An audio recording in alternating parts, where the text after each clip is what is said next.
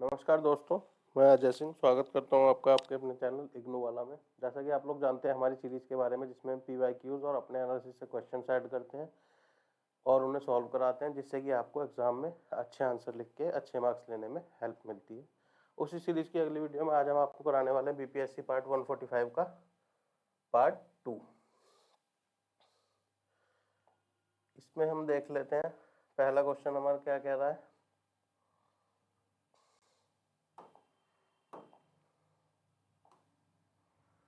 पहला क्वेश्चन हमसे पूछ रहा है, उत्तर पूर्वी क्षेत्र में छात्र आंदोलनों तथा दलीय राजनीति के बीच के संबंध हमें बताने हैं। छात्र आंदोलन और दलीय राजनीति तो एक हम देखते हैं नॉर्मल जो इलेक्शंस होते हैं, इसमें बहुत सारे दल होते हैं, वो जो राजनीति करते हैं, वो जो भी उनकी विचारधारा को प्रमोट करते हैं, उनका प्रमोशन करना, बातें करना, वो सारी क्या होती है, हमारी दलीय राजनीति में आती है। बट छात्र नेताओं क्या होते हैं, छात्र आंदोलन कौन से होते हैं, जो छात्र अपने कुछ अधिकारों के लिए आंदोलन चलाते हैं, उसको क्या कहते हैं हम, छात्र आंदोलन। किसी भी तरह के अधिकार हो सकते हैं, पढ़ाई से रिलेटेड हो सकते हैं, या फिर उनके कुछ कॉलेज में कोई, जैसे कॉलेज या स्कूल में कोई सुविधाएं नहीं है, उनसे रिलेटेड हो सकते हैं, तो उस चीज़ के बारे में यहाँ पे बताया जाता है। उत्तर पूर्वी क्षेत्र में छात्र नेता और दलीय राजनीति के बीच संबंध। छात्र आंदोलन कर लेना बेटा, इन्हें नेता नहीं है, आंदोलनों और दलीय राजनीति के बीच में क्या संबंध होता है।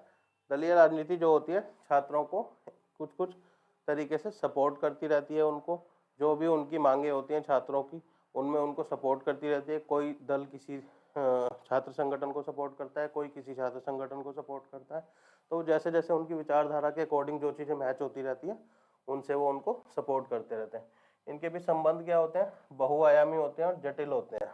जटिल मतलब थोड़े टिपिकल होते हैं, और बहुआयामी बहुत सारे सेक्टर्स में ये एक दूसरे को सपोर्ट करते हैं। जैसा कि राजनीतिक इतिहास, इस क्षेत्र में दशकों से अशांति और स्वायत्तता की मांग चल रही है। जैसा कि हम जानते हैं नॉर्थ ईस्ट का क्षेत्र क्या है, वहाँ पे कई सालों से, दशकों से, एक्चुअली दशकों से वहाँ क्या है, अशांति रहती है और स्वायत्तता की मांग चलती रहती है।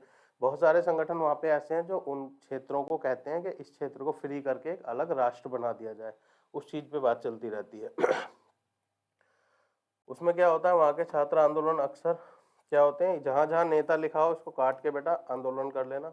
अक्सर इन आंदोलनों में महत्वपूर्ण भूमिका निभाते हैं और वे राजनीतिक दलों के साथ गठबंधन या विरोध कर सकते हैं। दूसरा पॉइंट क्या है हमारा, पॉइंट नंबर 2, सामाजिक आर्थिक मुद्दे। सामाजिक आर्थिक मुद्दों पर भी इनका क्या होता है, थोड़ा सा कहीं ना कहीं सपोर्ट एक दूसरे को देखने को मिलता है, क्योंकि छात्र आंदोलन भी किस तरह के होते हैं, यूनिवर्सिटीज़ में या स्कूलों में, ज़्यादातर कॉलेजों में क्या होता है, कुछ सुविधाएं नहीं है, उसके रिलेटेड वो आंदोलन चलाते हैं छात्र। जैसे कभी अपने टीचर्स से कंप्लेंट करते हैं, वो नहीं सुनते, तो उसके खिलाफ वो क्या करते हैं, आंदोलन चलाते हैं कि ये चीज़ें हमें, ये सुविधाएं दी जाएँ, हमारे इस सब्जेक्ट के टीचर नहीं है, ये इस तरह की सुविधाएं हमारी यूनिवर्सिटीज़ में नहीं है, वो हमें प्रदान की जाएँ। तो उस तरह की क्या होती हैं चीज़ें इन्वॉल्व होती हैं इन आंदोलनों में, वो क्या आ जाते हैं हमारे सामाजिक आर्थिक मुद्दे। तीसरा पॉइंट हमारा क्या कह रहा है, जातीय और भाषाई विविधता। अब नॉर्थ ईस्ट में देखा जाता है बहुत सारी भाषाई विविधता देखने को मिलती है, बहुत सारी भाषाएं वहाँ पर बोली जाती हैं।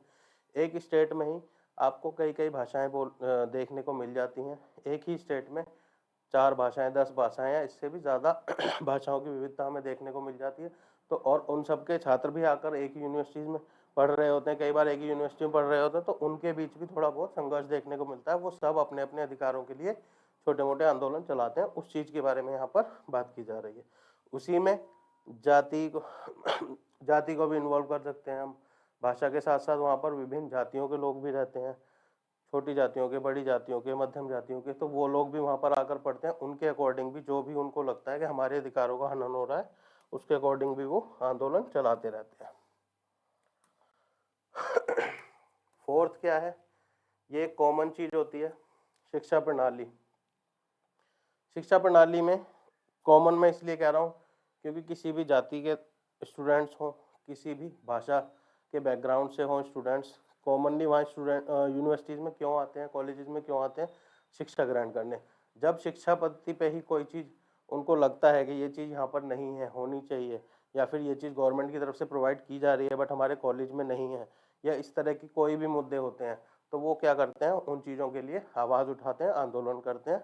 और जो दलीय राजनीति होती है, जो दल होते हैं, राजनीतिक दल होते हैं बड़े बड़े, वो क्या करते हैं, उनको इनडायरेक्टली और डायरेक्टली इस चीज़ में सपोर्ट करते हैं ताकि वो सरकार के खिलाफ थोड़ा प्रेशर बना सके। छात्र नेताओं को और छात्र आंदोलनों को वो लोग क्या करते हैं, एक तरह से प्रेशर ग्रुप की तरह यूज करते हैं और कई बार उनकी मांगे सही भी होती हैं। अब हम अगला क्वेश्चन देखेंगे अपना। उत्तर पूर्व क्षेत्र के संबंध में पहचान की राजनीति, हमें क्या बात करनी है, पहचान की राजनीति, पॉलिटिक्स ऑफ रिकॉग्नाइजेशन, पहचान की राजनीति। अब पहचान बहुत सारी तरह की हो सकती है पहचान, जैसे कि भाषा के आधार पर पहचान हो सकती है, धर्म के आधार पर हो सकती है, जात पात के आधार पर पहचान हो सकती है, क्षेत्र के आधार पर हो सकती है, संस्कृति के आधार पर हो सकती है। तो उन्हीं चीज़ों के बारे में हम यहाँ पर थोड़ा सा देख लेते हैं। इसका परिचय क्या है, उत्तर पूर्वी क्षेत्र में पहचान की राजनीति एक महत्वपूर्ण भूमिका निभाती है। विभिन्न जातीय भाषाई और धार्मिक समूहों का घर है यह क्षेत्र, जिनमें से प्रत्येक अपनी विशिष्ट पहचान और हितों को बनाए रखने का प्रयास करता है। जिनमें से हर कोई क्या करता है, हर कोई संगठन या जो भी भाषाई आधार पर जो संगठन बने हुए हैं, भाषाई जातीय आधार पर, धार्मिक समूहों के आधार पर, वो क्या करते हैं, अपनी पहचान बनाने की कोशिश करते रहते हैं और अपने हितों को साधने की कोशिश करते रहते हैं। इसके प्रमुख पहलू क्या क्या हो सकते हैं। पहला पॉइंट हमें क्या कह रहा है, जातीय पहचान, भाई जात के आधार पर पहचान हो सकती है। इस क्षेत्र में क्या 200 से अधिक विभिन्न जातीय समूह रहते हैं, जिनमें से प्रत्येक की अपनी भाषा होती है, संस्कृति होती है, परंपरा होती है, और वो उनको क्या करते हैं, बनाए रखने का प्रयत्न करते रहते हैं। राजनीतिक दल अक्सर जातीय समूहों के समर्थन को आकर्षित करने के लिए जातीय पहचान का उपयोग करते हैं। राजनीतिक दल अक्सर क्या करते हैं, जातीय समूहों की उनका सपोर्ट पाने के लिए ज़्यादातर क्या करते हैं, उनमें से ही किसी को अपने दल में शामिल करके चुनावों में खड़ा करते हैं, या उनका सहारा लेके, उनके नाम का, जात का सहारा लेके वो क्या करते हैं, उनको अपनी तरफ आकर्षित करने के लिए प्रयास करते रहते हैं। पॉइंट नंबर 2 हमें क्या कह रहा है, भाषाई पहचान, सेम ऊपर वाले की तरह ये भी हो सकता है। विभिन्न प्रकार की भाषाएं बोली जाती हैं वहाँ पर, कम से कम 30-40 के आसपास वहाँ पर भाषाएं बोली, 40 से अधिक, जैसा कि लिखा भी हुआ है इसमें, 40 से अधिक भाषाएं बोली जाती हैं। भाषाई समूह अक्सर अपनी भाषा के संरक्षण और विकास के लिए राजनीतिक दलों से मांग करते रहते हैं। भाषाई समूह क्या करते हैं कि भाई हमारी जो भाषा की संस्कृति है, उससे जुड़ी हुई जो संस्कृति है, हमारी भाषा को थोड़ा सपोर्ट किया जाए, उसको थोड़ा आगे प्रोत्साहित किया जाए, उसके लिए क्या करते रहते हैं, राजनीतिक दलों से तरह तरह की मांग करते रहते हैं। तीसरा पॉइंट क्या कह रहा है हमें यहाँ पर, धार्मिक पहचान की बात होती है। अब विभिन्न धर्म रहते हैं वहाँ पर, हिंदू मुस्लिम ईसाई बौद्ध, हिंदू मुस्लिम ईसाई बौद्ध धर्म आदि धर्मों के वहाँ पर रहते हैं, और एक जनजातीय धर्म जो कि विभिन्न जनजातीय धर्म जिसे हम कहते हैं, इसमें क्या है, विभिन्न धर्म आ जाते हैं, अलग अलग जनजातियों के अलग अलग धर्म आ जाते हैं, ये एक मुख्य धर्म वहाँ पर हो जाता है। धार्मिक समूह अक्सर अपनी क्या करते रहते हैं, धार्मिक स्वतंत्रता और अधिकारों की रक्षा के लिए राजनीतिक दलों से मांग करते रहते हैं। जो भी वहाँ पे राजनीतिक दल हैं, जो भी सत्ता में है, जो विपक्ष में है, उनसे तरह तरह की मांगे करते रहते हैं कि आप हमारे सपोर्ट में ये कीजिए, हमारे लिए ये कीजिए, वो कीजिए। तो इस तरह की चीज़ें वहाँ पर चलती रहती हैं। अब हम अगला क्वेश्चन देखेंगे। ये क्वेश्चन क्या कह रहा है, उत्तर पूर्व क्षेत्र में मानवाधिकारों के उल्लंघन के प्रमुख कारणों की हमें चर्चा करनी है। इसमें क्या बता रहा है हमें, मानवाधिकारों का जो उल्लंघन होता है उसके प्रमुख कारण क्या क्या हैं वो हमें चर्चा करनी है। प्रमुख कारण क्या क्या हो सकते हैं, एक तो सबसे बड़ा कारण भ्रष्टाचार हो सकता है। भ्रष्टाचार के कारण इतने ज़्यादा भ्रष्टाचारी अधिकारी पदों पर नियुक्त कर दिए जाते हैं कि वो खुद लोगों के साथ अन्याय करते हैं, और जब वो पदाधिकारी ही पदों पर जो नियुक्त हैं वो ही इतने ज़्यादा भ्रष्टाचारी हैं, तो वो किसी की सुनवाई भी नहीं करते हैं। ये पदाधिकारी पुलिस में भी हो सकते हैं और वेरियस गवर्नमेंट ऑफिस में भी हो सकते हैं। तो वो क्या करते हैं, खूब जी भर के भ्रष्टाचार करते हैं, और जब उनके खिलाफ शिकायत होती है तो उसी भ्रष्टाचार से कमाए हुए पैसों को आगे देकर, आगे अन्य अपने भ्रष्टाचारी साथियों को पैसे देकर वो उसी से बच जाते हैं। तो लोगों के साथ मानवाधिकारों का उल्लंघन यहाँ पर होता है। दूसरा क्या होता है, राजनीतिक अशांति जब होती है।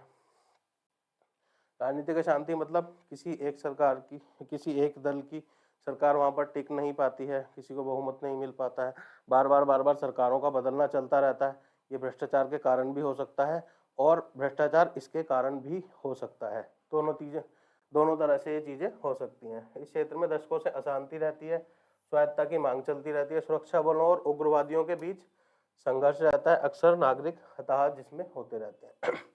ये चीज हमने देखी। तो सुरक्षा बलों और उग्रवादियों के बीच, जैसा कि हम जानते हैं, जब राजनीतिक अशांति रहती है, किसी एक दल की सरकार पूरी तरह से नहीं चल पाती, वो पूरा अपना काम नहीं कर पाते हैं पूरे तरीके से, तो राज्य में क्या होता है, छोटे छोटे आंदोलन होने शुरू हो जाते हैं।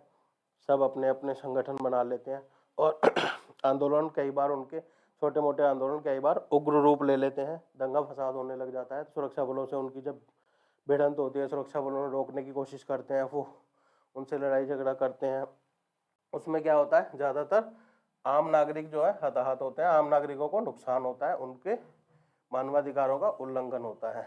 दूसरा पॉइंट हमारा क्या कह रहा है, सुरक्षा बलों द्वारा ज्यादती। सुरक्षा बलों द्वारा भी कई बार ज्यादती की जाती है। जब सरकारें बहुत ज़्यादा उद्दंड हो जाती हैं, उग्र हो जाती हैं, तो वो क्या करते हैं, सुरक्षा बलों को थोड़े से कुछ ज़्यादा अधिकार दे देते हैं। उनके डायरेक्ट इनडायरेक्ट ऑर्डर रहते हैं कि जिन क्षेत्रों से उनके खिलाफ आवाज़ें उठ रही हैं उन पे जाकर बहुत ज़्यादा एक तरह से जुर्म तो नहीं कह सकते, पर उनको इतने ज़्यादा ऑर्डर रहते हैं कि वो आम लोगों की बातें नहीं सुनते हैं, कानून के अकॉर्डिंग भी नहीं चलते हैं, अपनी मर्जी से जो मर्जी करते हैं। बस वो आवाज़ दबाने के लिए जो उनके पॉसिबल होता है वो करते हैं। जैसे कि मनमानी गिरफ्तारी, किसी को भी कभी भी गिरफ्तार कर लेते हैं, यातनाएं देते हैं, न्यायोत्तर हत्या करते हैं। न्यायोत्तर हत्या क्या होती है भाई, एक सिस्टम होता है देश में जिसमें किसी ने अगर कुछ क्राइम किया है, उसको अरेस्ट किया जाता है, कोर्ट के सामने पेश किया जाता है, वहाँ मुकदमा चलता है। जब कोर्ट में दोषी पाया जाता है तब कोर्ट उसको सजा देता है। पर यहाँ क्या होता है, कोई कोर्ट में पेश नहीं किया जाता, गिरफ्तार नहीं किया जाता, सीधे या तो एनकाउंटर कर दिया जाता है या फिर पुलिस कस्टडी में ही उसको मार दिया जाता है, उसका अरेस्ट तक नहीं दिखाया जाता। ऐसी चीज़ों को यहाँ पर न्यायोत्तर हत्या में काउंट किया जाता है। पॉइंट नंबर 3 है भ्रष्टाचार।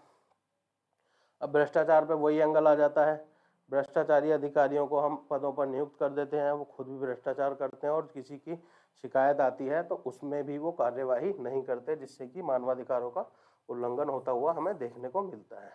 4th पॉइंट क्या कह रहा है हमें, सामाजिक आर्थिक मुद्दे, जैसा कि गरीबी है, बेरोजगारी है, भेदभाव है, इस तरह के जो सामाजिक आर्थिक मुद्दे हैं वो क्या है, मानवाधिकारों के उल्लंघन का एक प्रमुख कारण बनते हैं। उदाहरण के लिए गरीबी के कारण लोग अक्सर शोषण का शिकार होते हैं। भाई जो ज़्यादा गरीब होगा उसके साथ शोषण करना उतना ही आसान होता है। कोई अगर अमीर व्यक्ति है, थोड़े से पैसों का लालच देके उसके साथ विभिन्न तरह के शोषण वाले कार्य किए जाते हैं, जैसा कि अक्सर देखने को भी मिलता है और ऐसा होता भी रहता है। पॉइंट नंबर 5 हमें क्या कह रहा है, कानून व्यवस्था की कमी। कानून व्यवस्था की कमी, अब इसको आप भ्रष्टाचार से रिलेटेड ही देख सकते हैं। कानून व्यवस्था की कमी को या तो अधिकारी भ्रष्ट हो या फिर अधिकारी ही ना हो, पुलिस फोर्स इतनी ना हो जिसमें हम अपने मानवाधिकारों के उल्लंघन की शिकायत कर सके जिनसे, या जो हमारे साथ उल्लंघन होने से रोकते हैं, हमारे मानवाधिकारों की रक्षा के लिए जो लोग खड़े होते हैं वो कम हो या वो भ्रष्टाचारी हो, तो उस चीज़ में क्या कहा जाता है, कानून व्यवस्था की कमी होती है। वो रोकने में असमर्थ होते हैं या संख्या ही उनकी इतनी कम होती है कि सब जगह पर वो अपनी सेवा नहीं दे सकते हैं। पॉइंट नंबर 6 हमें क्या कह रहा है, अन्य कारण इसमें बताए गए हैं। इसके अलावा क्या होता है, जातिवाद होता है, लिंगवाद होता है, धार्मिक भेदभाव होता है। ये सब क्या है, मानवाधिकारों के उल्लंघन के कारण रहते हैं।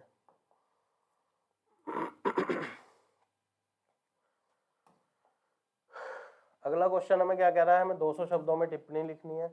पहला किस पे लिखना है, United Liberation Front of Assam, ULFA जिसे कहते हैं हम। दूसरा क्या करता है, नागा मदर्स एसोसिएशन। इसमें से ये थोड़ा उग्र संगठन है, थोड़ा उग्रवादी घटनाएं इनके द्वारा होती रहती हैं, थोड़ा ये इनका जो प्रोटेस्ट का तरीका है, प्रोटेस्ट तो नहीं कह सकते, हालांकि इन्हें थोड़ा सा आतंक ही फैलाते हैं वहाँ पर। इनकी मांगे भी कोई जायज़ नहीं होती हैं, असम को अलग करने की बात करते हैं देश से, तो वो चीज़ें यहाँ पर रहती हैं। दूसरा नागा मदर्स एसोसिएशन, ये थोड़ा सा सुधारवादी एक सुधारवादी चीज़ इसमें होती है, सुधारवादी मांग होती है इनकी, तो उससे रिलेटेड हम इसको देख सकते हैं। पहला देख लेते हैं हम उल्फा के बारे में क्या कह रहा है। इसकी शुरुआत 1989 में हुई थी। संगठन की स्थापना जो हुई थी किसने की थी, ये इंपॉर्टेंट कुछ ज़्यादा होता नहीं है, फिर भी एक दो नाम हम देख लेंगे, जैसे अरविंद राजखोवा, गोपीनाथ मुर्मुरा, इस तरह के, प्रदीप गोगोई तरह के नाम देख लेते हैं हम। उल्फा का लक्ष्य क्या है, लक्ष्य क्या है इसका भाई, असम को भारत से अलग कर स्वतंत्र असम राज्य बनाना। ठीक, इसका लक्ष्य क्या है, असम को भारत से अलग करके स्वतंत्र राष्ट्र बनाना है। तो ये चीज़ तो हम जायज़ नहीं कह सकते इसको देश के टुकड़े करने की बात जहाँ पर होती है। इसमें क्या होता है, उल्फा ने हिंसक हमलों की एक श्रृंखला की है, हिंसक हमले करते रहते हैं ये। हिंसक हमलों में क्या होता है, हत्याएं होती हैं, बम विस्फोट होते हैं, अपहरण आदि शामिल होते हैं। संगठन ने भारत सरकार के द्वारा इस संगठन को क्या किया गया, भारत सरकार के द्वारा एक आतंकवादी संगठन के रूप में नामित किया है। भारत सरकार ने इसको क्या कह दिया है कि ये एक आतंकवादी संगठन है। इसको ज़्यादातर जो नॉर्मल संगठनों को अधिकार मिलते हैं प्रोटेस्ट करने के, वो सब इनसे छीन लिए गए हैं। क्यों, क्योंकि इनके इन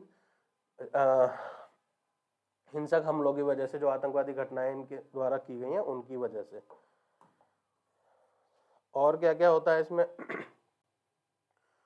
उल्फा का इतिहास भी हिंसा और उग्रवाद से भरा हुआ रहा है। संगठन ने असम में कई नागरिकों और सुरक्षाकर्मियों की हत्या की है, उसमें पार्टिसिपेशन रहा है इनका। मानवाधिकारों के उल्लंघन के आरोप भी इन पर लगते रहते हैं। जब ये हत्या और जब ये नागरिकों की और सुरक्षाकर्मियों की हत्याएं कर रहे हैं, तो और भी बहुत सारे तरह के काम करते होंगे ये लोग, जिनके आए दिन इन पर आरोप भी लगते रहते हैं मानवाधिकारों के उल्लंघन के।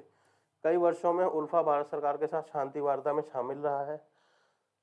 उल्फा ने क्या किया, भारत सरकार के साथ शांति वार्ता भी की है। 2019 में क्या किया इसने, एक तरफा एक फैसला किया, एक तरफा घोषणा की युद्ध विराम की, जिसमें ये अब हमारी फोर्सेस से नहीं टकराएंगे, ये युद्ध नहीं करेंगे। जो इनका एक सुषुप्त युद्ध चल रहा था वो चीज़ें अब ये नहीं करेंगे, इन्होंने एक तरफा घोषणा की है। इसमें भारत सरकार का कोई रोल नहीं है, इन्होंने अपनी तरफ से घोषणा की है कि हम नहीं करेंगे। शांति वार्ता अभी भी जारी है इनकी और यह देखा जाना बाकी है कि अगला कि क्या उल्फा और भारत सरकार एक समझौते पर पहुंच पाएंगे या नहीं। ये चीज़ अभी भी क्लियर नहीं है, ये चीज़ अभी भी चल रही है, उनकी वार्ताएं अभी भी चल रही हैं और इसमें ये आगे देखना होगा हमें कि वो शांति वार्ता करते हुए एक फैसले पर पहुँचते हैं या नहीं पहुँच पाते हैं।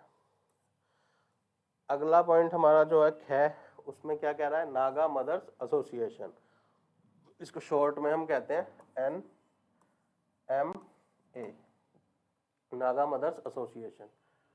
नागालैंड भारत में महिलाओं का एक संगठन है। ये क्या है, महिलाओं का एक संगठन है। संगठन की स्थापना कब हुई थी, 1984 में हुई थी।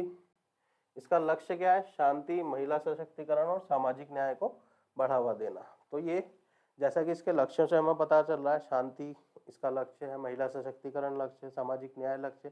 तो ये क्या है, एक सुधारवादी एक संगठन की तरह से काम करता है।